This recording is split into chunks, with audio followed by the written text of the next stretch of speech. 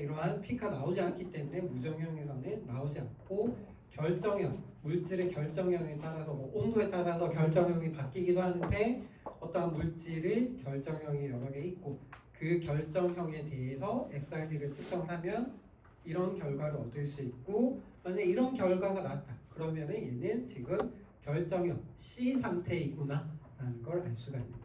그런 걸로부터 우리가 불순물의 정도 그리고 용해도 등을 예측을 하는 거죠. 자, 검체의 존재. 검체의 존재는 시류가 분말이죠. 미세 결정이기 때문에 뭐 이렇게 한다. 얘는 뭐 특별한 내용이 없고요. 이건 그냥 넘어가셔도 돼요. 검체의 조제 부분에 특별한 내용 없이 넘어가셔도 됩니다. 자, 그 다음 페이지. 장치 관리 및 표준 물질. 여기서도 고니오미터 앞에 나왔고 얘는 뭐 이렇게 나왔는데 조정을 필요로 하는 부분이 많다. 이거는 뭐 이 기기뿐만이 아니라 모든 분석 기기가 조정을 필요로 하는 부분이 많기 때문에 이거는 공통적인 얘기고 여기서 이제 중요한 내용은 표준 물질. 장치 관리하고 이렇게 되어 있을 때 표준 물질로 쓰는 게 뭔지 이 정도만 알아두시면 되겠습니다. 자, 그 다음 페이지. 그래서 이런 XRD를 가지고 검체를 파우더 대상으로 분석을 할 때 정성 분석을 할 수 있습니다. 이 물질이 무엇인지 얘를 가지고 정성, 정량 다 가능한데 정성을 주로 한다라고 했죠. 그래서 정성 분석으로 상의 동적을 할 수 있어요. 기준이 되는 물질에 대해서 실험적으로 또는 계산한 회절 패턴과 검체의 회절 패턴을 비교해서 시행을 한다. 그래서 표준품하고 거의 비교하는 단계인 거죠. 그래서 최종적으로 물질을 동정을 한다. 얘가 얘인지 똑같은 물질인지를 확인할 수 있는 그런 방법이다. 자, 그리고 뭐 이거는 제가 박스를 쳤는데 이거는 그냥 한번 읽어보시면 돼요. 크게 중요한 내용은 아닌데 그냥 한번 읽어보시면 되겠습니다. 자, 그리고 정량 분석. 정량 분석도 가능하다고 했었죠. 대상으로 하는 검체가 무정형이 포함되어 있는 복수의 상이면 결정상, 비결정상의 비율을 구하는 것이 가능합니다.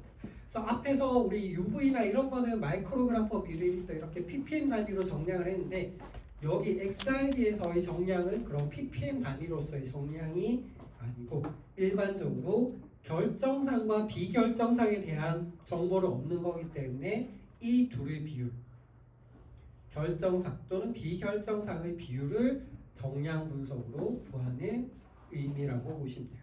그리고 정량 분석은 이러이러한 것들을 근거로 한다. 그러니까 자, 그리고 그 다음 페이지 보시면은 정량 분석에 쓰는 방법에는 외부 표준법, 내부 표준법, 표준 첨가법이 있다. 보통 이제 앞에 UV하고 이런 거에서는 내부 표준법, 검량선법, 표준 첨가법 뭐 이렇게가 많이 나왔었고 이 세 가지가 모든 분석에 있어서 가장 기본적으로 많이 쓰이는 정량법입니다. 그래서 저 세 가지가 일반적인 뭐 딱 정해진 건 아닌데 제일 많이 쓰이는 디폴트 정량법이고 그 외에 나오는 것들 중에 하나가 여기 나오는 외부 표준법 그리고 앞에 동위원소 이석법 그런 것들은 특이한 기기들에 쓸 수 있는 방법이고 여기 나오는 외부 표준법이 마찬가지로 그런 것 중에 하나인 거죠. 근데 이 외부 표준법이 이 XRD에서는 가장 일반적으로 쓰이는 정량법이에요. 보시면 이제 표준 물질과 혼합을 해서 측정을 한다. 이러한 정량법이 있고 그 중에 외부 표준법이 일반적인 방법이다. 자, 비결정상과 결정상의 비율도 이렇게 구할 수가 있다. 이렇게 넘어가시고 그 다음 페이지 단결정 X선 회절 측정. 얘는 정의 정도만 체크를 하시면 돼요. 단결점 X선 회절 측정법은 결정한 형성한 물질의 원자 구조를 규명하는데 활용하는 기술이다. 그래서 이 X선이 단결정 내 원자에 의해서 여러 방향으로 회절하고 그 회절 패턴을 형성을 한다. 그래서 이 정의 두 줄 정도만 체크를 하고 책에도 이제 그림만 이렇게 하나 남기고 좀 설명은 마무리가 되어 있죠. 그리고 이제 최종적으로 단결정 X선 회절 측정법으로 보통 이거 요즘 뭐 바이오의약품 쪽에는 그렇게 바이오의약품 쪽보다는 구조 규명하는 쪽으로 많이 쓰이고 있긴 한데 그렇게까지 아직 많이 쓰이는 그런 장치는 아닙니다. 자, 그렇게 해서 이제 X점 회질 측정법은 간단하게 하고 넘어가도록 할게요. 그래서 X점 회질 측정법은 아까 얘기했던 브레그 법칙 그리고 결정성하고 비결정성을 구분 지을 수 있는 그런 장비고, 그거를 우리가 의약품에서 적용을 하게 되면 불순물에 대한 농도, 불순물에 대한 부분을 파악을 한다는 건, 이건 다른 말로 하면 여러분들이 이제 계속 배우게 된 의약품 품질 관리와도 연관이 있어요. 의약품에 대해서 품질 관리를 저런 식으로 또 할 수 있는 거죠. 자, 이제부터는 분리분석법, 크로마토그래피에 대한 얘기죠. 분리분석법에 대한 얘기를 하도록 하겠습니다. 자, 제일 먼저 나오는 게 분석의 중요성이죠. 분석을 왜 해야 되냐? 앞에 얘기했듯이 의약품에서 불순물이 있으면 안 되죠. 불순물로서 중금속이나 유효물질, 수분 등등 의약품에서 있으면 안 되는 것들이 있을 수 있고, 그러면은 걔들이 완전히 제거해서 없애는 것도 좋은데 그런 것들이 불가능하죠. 그래서 독성 물질에 대해서는 기준치를 정하고 그 기준치 이하로 존재하면은 뭐 먹어도 크게 상관이 없기 때문에 품질 관리의 뭐 파라미터를 이렇게 정하는데, 그렇게 하려면은 정확한 분석법이 서포팅이 돼야 되겠죠. 그리고 의약품에 있어서 주성분도 정확한 양이 한 정당 혹은 한 포당 존재해야 되고, 그런 것들을 모두 분석으로 품질 관리를 하는 거죠. 그 외에 분석이 의약품이 아닌 다른 분야에서도 이 분석도 많이 쓰이고 있죠. 예시로 환경에 있는 중금속 뭐 이런 것들, 대기 중에 있는 유해 성분 분석, 이런 것들도 분석입니다. 자, 그래서 보시면 분석과 관련되어 있는 내용이 이렇게 나옵니다. 의약품, 화장품, 건강식품 품질 관리, 그리고 신약 개발, 연구할 때도 굉장히 많이 쓰이고, PK/PD에도 쓰이고, 대사체에도 쓰이고, 뭐 마약 이런 거에도 쓰이고, 천연 자원에서 생리활성 물질, 그리고 한약재, 식품 오염에서 쓰이고, 식수, 환경 오염 이런 거에도 분석 모두 적용이 되죠. 자, 그래서 예시를 제가 이거 예전에 나온 뉴스들인데 여러분들 기억 나나요? 저 뉴스? 이슈 JD 기억나나요? 이 뉴스? 뭐라고 말을 해줘. 기억나요? 기억 안 나? 혹시 기억나는 이 뉴스 기억나는 학생? 없어요? 너무 오래됐나? 진짜 기억이 안 나. 모르나? 이거 엄청 크게 뉴스에 나왔었는데. 기억 안 나는 학생 손 들어보세요. 그거 손 안 드는 학생한테 물어볼 거예요. 기억 안 나는 학생 손 들어보세요.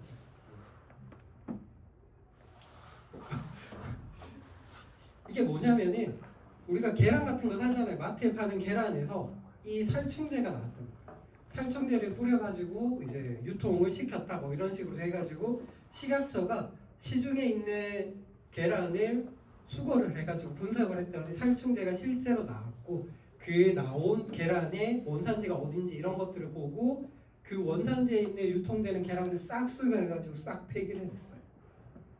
그때 살충제가 피프론이라고 비펜트린이라는 살충제가 나왔어요. 그래서 이 계란에서부터 저런 살충제를 분석을 했던 경우가 있었고, 저 같은 경우는 이제 식약처 과제를 자주 하는 편인데, 교수님들 중에서는 뭐 식약처 과제 제일 많이 하는 편인데, 식약처가 오송에 있잖아요. 오송에 갔을 때 한 번은 저 때쯤 해가지고 갔을 때 한 번은 막 농민들이 앞에 지느치고 막 계란 던지고 막 난리도 아니었어요. 그래서 뭐 이런 것들이 또 분석과 관련이 있죠. 근데 보시면은 농도가 굉장히 낮아요. 미리그램 퍼 킬로그램으로 검출이 되었어요. 그래서 계란은 이 얘기가 계란을 1kg만큼 실험을 하면은 그 중에 0.0056mg이 있다는 그런 얘기죠. 근데 기준치가 0.0이기 때문에 기준치보다 한 3배 정도 높은 거죠. 그럼 솔직히 얘기해서 먹을 거 한 3분의 1 정도만 먹으면은 뭐 똑같은 얘기긴 하지만 그래도 저런 식으로 해석을 하면 안 되겠죠. 자, 그래서 뭐 저 뉴스가 딱 나오자마자 저한테 막 이메일이 왔어요. 자기 회사에서는 이러이러한 살충제를 이러한 방법으로 분석을 할 수 있다. 그래서 기기 회사들이 또 발빠르게 움직이면서 대처를 하고 있고요. 뭐 이런 것들이 다 살충제인데 자기들 살충제 잘 분석을 한다. 우리 제품을 써라. 뭐 이런 광고 메일을 그때 굉장히 많이 받았었는데, 그리고 이거는 아마 잘 아시겠죠. 요즘도 가끔 문제가 되죠. 이 이 생리대에서 저것도 제가 굉장히 많이 관여를 했었는데 생리대에서 VOC라고 하는 휘발성 유기화합물이 나왔어요. 그래서 그 휘발성 유기화합물의 농도가 너무 높아서 여성들한테 안 좋다라고 어떤 한 명이 터뜨렸어요. 근데 식약처에서는 아니다. 저 정도의 농도는 인체에 무해하다라고 이제 서로 이제 반박이 된 거예요. 근데 이거를 실험을 할 때 독성 농도가 있겠죠. 독성 농도가 있을 텐데 이 독성 농도를 사람에서 정확하게 평가하기가 굉장히 어려워요. 생리대 같은 경우는 피부 접촉인데 또 여성의 성기 쪽에 그 자궁 쪽에 이렇게 되기 때문에 이거를 평가하기 너무 어려워요. 독성 물질을 그냥 경고 투여해서 평가하는 것도 쉽지 않은데 제 같은 경우는 또 그렇다. 그리고 이제 VOC 같은 경우는 휘발성 유기화합물이기 때문에 온도가 좀 많이 가해지면은 얘들이 많이 휘발이 되어서 피부 접촉을 통해서 경피 흡수가 되는 경우도 더 많을 건데 그런 것들이 좀 서로 입장이 안 맞고 자기들끼리 맞다 이렇게 굉장히 많이 싸웠었어요. 그래서 처음에 강원대 지금은 이제 퇴임하셨어요. 김만구 교수라고 교수님이라기보다 저는 이제 별로 사이가 안 좋아서 근데 환경공학과 교수님이 여성 무슨 연대에 같이 손을 잡고 터뜨렸어요. 생리대에 이러한 불순물이 많다. 그 터뜨려가지고 식약처에 얘기도 안 하고 갑자기 언론에 퍼뜨린 거예요. 그래서 식약처가 언론을 굉장히 많이 두드려봤고 자기들이 유통되는 생리대를 싹 모아가지고 분석을 했는데 얘가 분석하는 방법 다르고 식약처가 분석하는 방법 다르고 그리고 해석하는 부분도 너무 달라가지고 굉장히 많이 이슈가 되고 그 당시에 막 청와대에도 매일 보고가 올라가고 그랬었어요. 식약처가 결론적으로는 유해성이 없다. 저 정도 수준에서는 유해성이 없다라고 분석을 하고 마무리를 했었습니다. 그래서 엄청 많이. 그래서 이 사람은 식약처가 대국민 사기라고 얘기하고 식약처는 진짜 다 실험을 했는데 별로 위험이 없다라고 이렇게 얘기를 했죠. 그 다음에 보시면은 뭐 의약품과 직접적으로 관련 있는 거 생리대 같은 경우는 뭐죠? 의약 외품이죠. 그리고 의약품에 관련된 것들도 무슨 제형에서 불순물 내지는 독성 물질이 나왔기 때문에 유용 물질이 나와서 싹 수거를 한다 이런 뉴스가 가끔 나오죠. 자 그리고 그런 거 중에 이슈가 하나가 있었는데 그것도 뭐냐면은 라니티딘이라는 이 의약품에서 독성 물질이 나왔어요. 근데 이 독성 물질을 저번 시험에도 냈었죠. 기체 크로마토그래피로 분석을 할 수 있고 얘 같은 경우는 액체 크로마토그래피로도 분석을 할 수 있어요.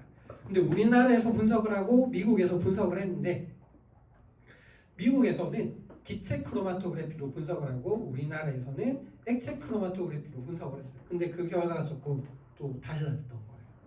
그래서 또 검사 방법 차이 때문에 결과가 다르게 나왔다고 식약처에서 뭐 한번 발표했었던 적도 있었어요. 뭐 그리고 발사탄 이런 것들 모두 다 분석과 관련된 있는 거죠.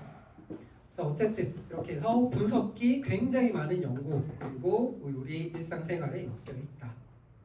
먼저 분석에 대한 분리에 대한 얘기를 살펴보면은 분석 대상 물질을 시료, 검체라고 얘기를 하고 영어로는 샘플이라고 얘기하죠. 이거 이제 다 아시는 거고 분석 물질은 이 검체 중에 대상 성분을 얘기를 하는 거죠. 분석 물질이라고 하는 거는 생리대가 분석 물질 검체인 거고 생리대 중의 VOC가 분석 물질인 거죠. 라니티딘이 대상 검체인 거고 라니티딘에 있는 독성 물질이 분석 물질인 거죠. 자 그래서 이게 이 두 개 시료는 분석 물질과 조성이 거의 같을 수 있으나 대부분의 시료에는 분석 물질 외에 다른 물질이 섞여 있다. 의약품의 경우에도 정제가 하나 있으면 이 정제에 주성분이라고 API를 얘기를 하는데 이 API가 예를 들어서 뭐 80%다. 그럼 나머지 20%는 첨가제죠. 결합제, 현탁제, 부영제 등등의 첨가제가 이렇게 들어가서 의약품을 더 안전하게 하고 모양을 유지할 수 있게 해주고 기타 등등의 역할을 해주는 게 첨가제의 역할이죠. 그래서 저런 첨가제들이 의약품의 분석에 또 방해를 하게 됩니다. 그래서 이런 것들을 매트릭스라고 얘기를 해요. 아까 얘기 나왔던 라니티딘이다. 라니티딘을 동물한테 먹였어요. 그래서 이 동물의 혈액으로부터 라니티딘을 분석을 할 거다. 혈액을 뽑으면은 라니티딘은 굉장히 낮은 용도로 존재를 할 거고 혈액에 있는 수분, 내인성 물질, 단백질 이런 것들이 모두 매트릭스라고 얘기를 하는 거예요. 그래서 이게 어디에 녹아져 있다 혹은 어디에 섞여 있다 그러면 그 녹아져 있거나 섞여 있는 거를 매트릭스라고 얘기를 합니다. 혈액 매트릭스 혹은 소변에서 약물을 분석을 할 때는 소변이 매트릭스가 되는 거예요. 매트릭스 또는 기질이라고 얘기를 합니다. 혈액에서 약물을 분석을 할 때 혈액은 시료고 특정 약물은 분석 물질이고 혈액에 있는 내인성 물질들이 매트릭스 역할을 하는 거죠. 자, 그리고 기질은 분석 물질의 분석 과정에 영향을 줄 수 있다. 그래서 이 혈액에 있는 내인성 물질이 종류가 굉장히 많죠. 너무너무 많고 그런 것들이 본래 분석하고자 하는 약물보다 농도가 더 높은 경우도 많고 낮은 경우도 있긴 하지만 방해를 굉장히 많이 하고 이런 방해하는 역할을 기질 효과라고 얘기를 합니다. 그래서 이거는 뭐 기질 효과를 보여주는 예시 그림인데 보시면은 분석을 할 때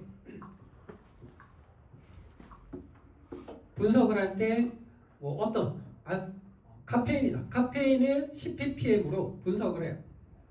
근데 이 10ppm 카페인을 혈액에다가 섞어서 똑같이 10ppm으로 만들었어요.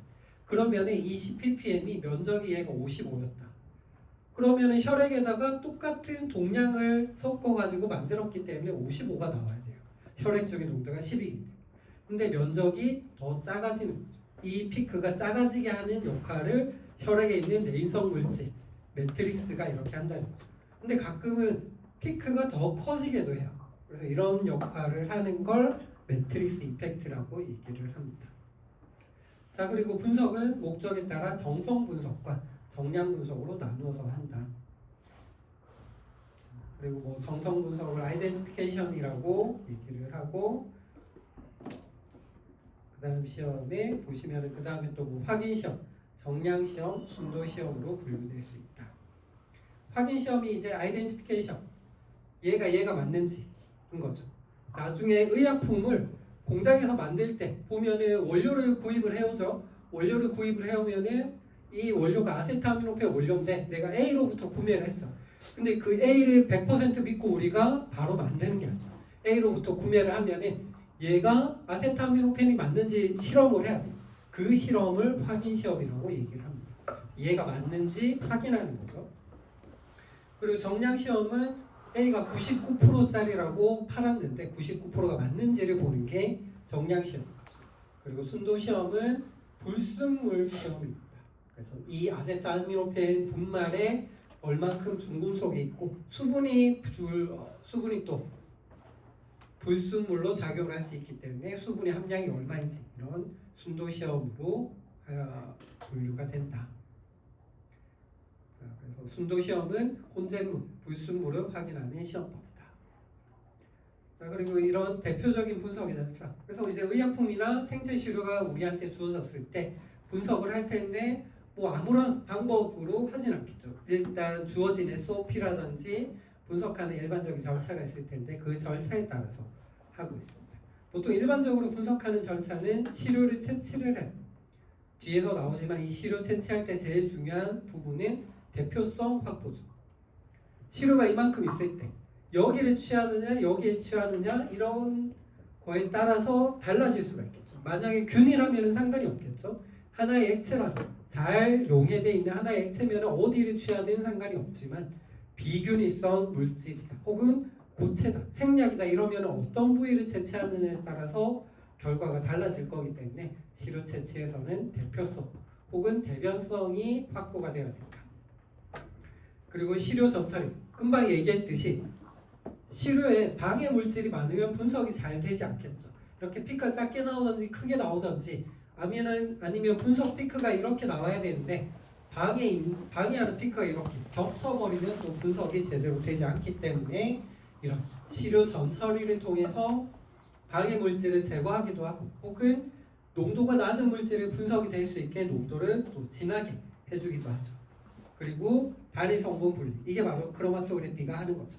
그리고 물질 규명, 정량이 이제까지 배웠던 UV, IR, NMR, MES 등등이 하는 거고요. 그리고 분석 자료 처리는 뭐 보통 이제 컴퓨터가 해주죠. 엑셀로 검량성 그리고 앞에 얘기했던 내부 표준법 이런 것들을 써서 확인을 하는 게 마지막 절차인 거죠. 그래서 그림 2-1의 이런 프로세스를 좀 한눈에 보기 쉽게 나타내고 있죠. 2-1이 어디 있지? 2-1. 그래서 시료를 채취를 해서 대변성 있는 시료를 채취하고 시료 전처리를 통해서 추출, 결정, 여과 이런 것들을 통해서 분석에 조금 적합한 형태로 만들어주는 거죠. 분석에 적합한 형태로 만들어서 크로마토그래피를 통해서 분리를 한 다음에 이런 분광학적인 방법 등등을 이용해서 정성 정량을 하게 됩니다. 자, 제일 먼저 시료 채취 단계죠. 시료 채취는 제일 중요한 게 아까 얘기했던 대표성, 대변성이 있는 시료여야 된다. 대표성 시료여야 된다. 그리고 크기가 큰 고체 시료의 균질성을 확보하는 가장 쉬운 거는 입자의 크기를 작게 하는 거다. 그냥 갈면 되죠. 가루로 만들어서 빻아가지고 가루로 만들든지 아니면 뭐 생략이다. 그러면 곱게 갈아가지고 일정하게 만들면 되는 거죠. 그래서 이런 호모게나이저라고 하는 균질하기를 쓰는 게 일반적이죠. 호모게나이저.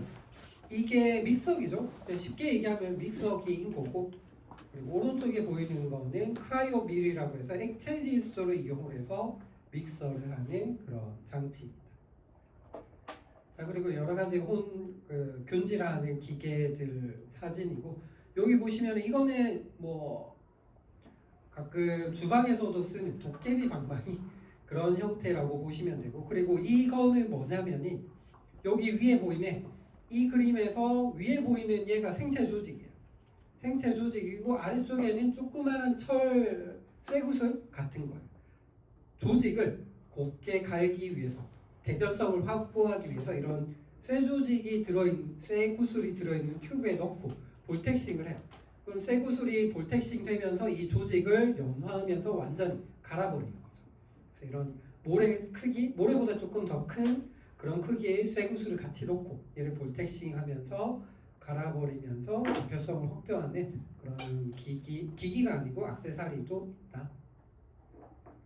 자, 2단계는 시료 전처리. 시료 전처리는 앞에서 얘기했던 농축, 여과, 결정 등등 있죠. 분석하기 좋은 형태로 만드는 거다. 시료를 수반되는 크로마토그래피 분석 기기 여기에 주입하기 적당한 상태로 만드는 전 과정이다. 여과하고 원심 분리하고 이런 것들이 있죠. 그래서 분리, 정제, 농축, 열 안정성, 검출성이 큰 화합물로 유도체화 이런 것들을 모두 포함을 하는 겁니다. 채취하고 크로마토그래피 분석 그 사이에 있는 모든 단계가 이 시료 전처리인 거죠. 그 다음은 단일 성분 분리. 우리가 UV 예시로 몇 번 얘기했었지만 A라는 물질의 스펙트럼이 이렇고 B라는 물질의 스펙트럼이 뭐 이렇게 생겼어요. 근데 A하고 B가 섞여 있으면 그 UV 스펙트럼도 섞인 비율에 따라서 이렇게 모양이 변하겠죠. 근데 그 섞여 있는 UV 스펙트럼을 우리가 가지고 있다면 얘가 A인지 B인지도 모를 거고 몇 대 몇으로 섞여 있는지도 모르는 거죠. 즉 물질이 혼합되어 있는 상태에서 어떤 우리가 배웠던 UV, IR, NMR 등을 찍으면 정확한 혹은 알 수 있는 정보가 많지가 않아요.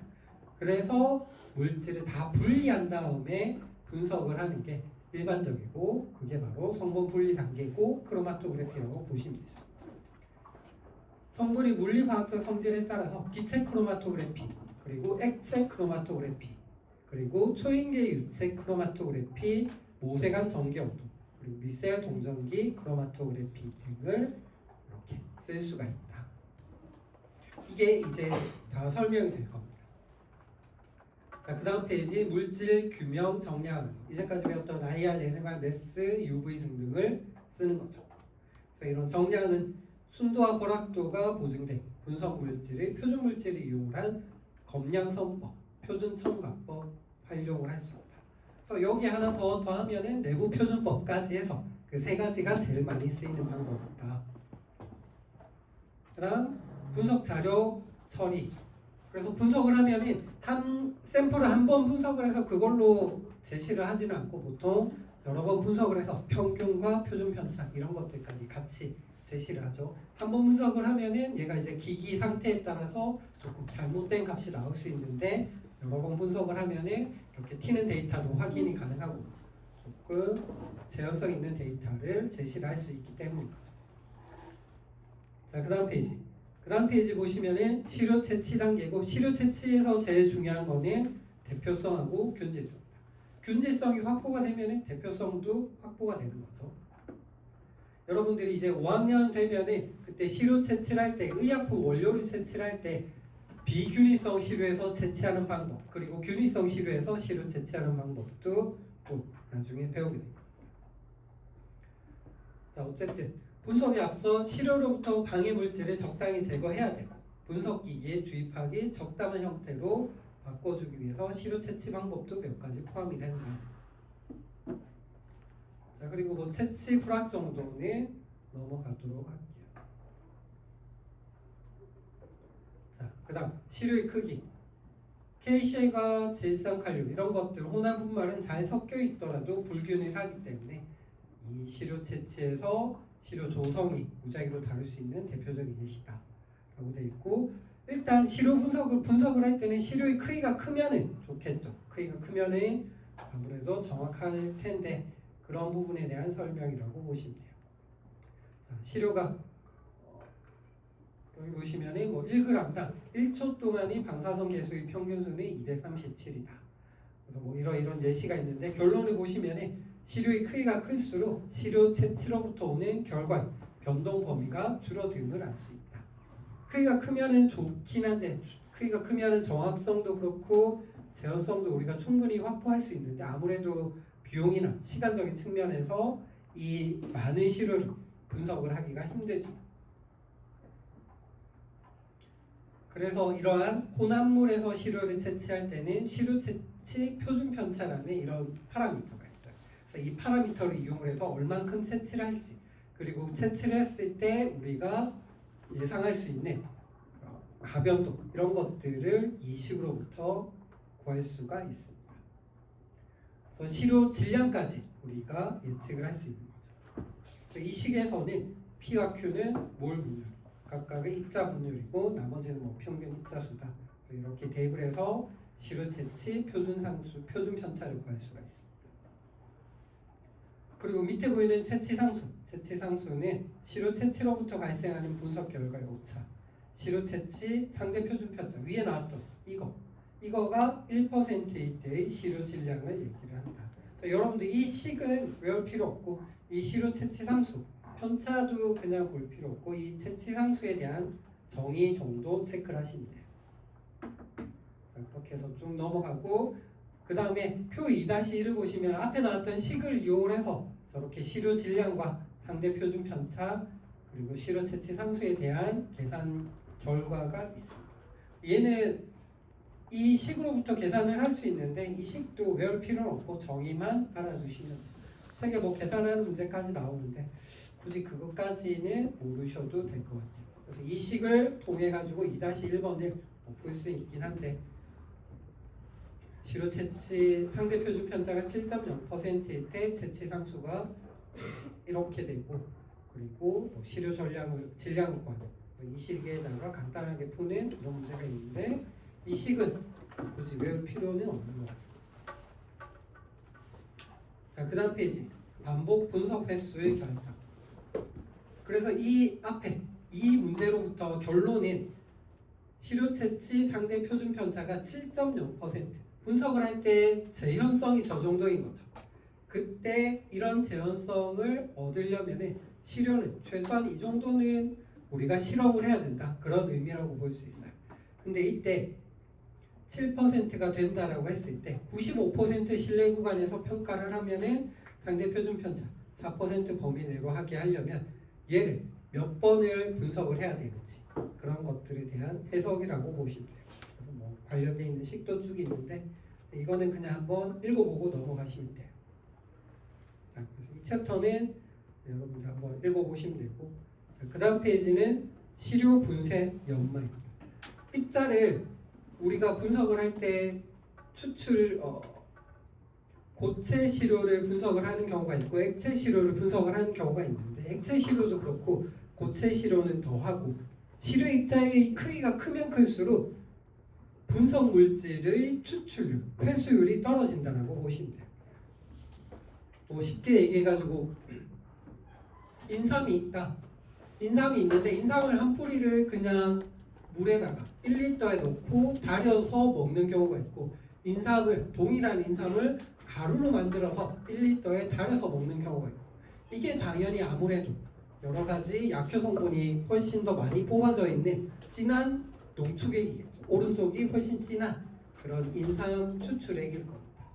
이렇듯이 이제 원래 고체 시료가 크기가 크게 되면은 물이 침투해서 혹은 용액이 침투해가지고 약효 성분을 추출을 하기가 쉽지가 않아요. 하지만 입자의 크기가 작게 되면은 표면적이 넓어지기 때문에 약효 성분 혹은 분석 대상 물질이 쉽게 뽑아져 나오게 되고 그렇게 되면은 아무래도 분석을 하는데 정확성도 그렇고 제한성도 굉장히 확보가 되게 되는 거죠. 그래서 그거를 입자 크기로 표현을 바꾸게 되면 입자 크기가 클수록 시료 표면적이 커지게 되고 이제 인삼을 한 뿌리를 물에 넣고 마시는 거죠. 분석 물질의 추출 효율이 증가되는 장점입니다. 입자 크기가 줄어들수록 표면적이 커지고 이건 이제 가루로 한 경우죠. 입자 가루로 하면 입자 크기가 줄어들고 표면적이 늘어나기 때문에 액체와 만나면 표면적이 늘어나기 때문에 추출 효율이 늘어나는 장점입니다. 자 그리고 그 다음 페이지 보시면 이렇게 시료를 미세하게 갈게 되면 시료 조성이 상당히 변할 수 있고 열로 인해서 휘발성 성분이 손실되는 경우입니다. 고체 성분을 우리가 정제를 이렇게 유발 유봉으로 갈아가지고 실험을 할 때 이 유발 유봉에 들어있는 분석 대상 성분이 실온에서 혹은 고열에서도 한정하면 상관이 없는데 그 물질이 고열에서 분해가 된다면은 유발 유봉으로 빻는 순간에 그 마찰열에 의해서 분해가 되겠죠. 그러면은 분석 결과가 분해된 것들은 다르게 로스로 나올 거기 때문에 분석 결과가 줄어들게 되는 거죠. 그리고 이런 휘발성 성분이 손실되는 경우도 있다. 자 그리고 잠깐 쉬었다가 그 다음 페이지부터는 2시에 조금 이어서 하도록 하겠습니다. 잠깐 쉬었다 할게요.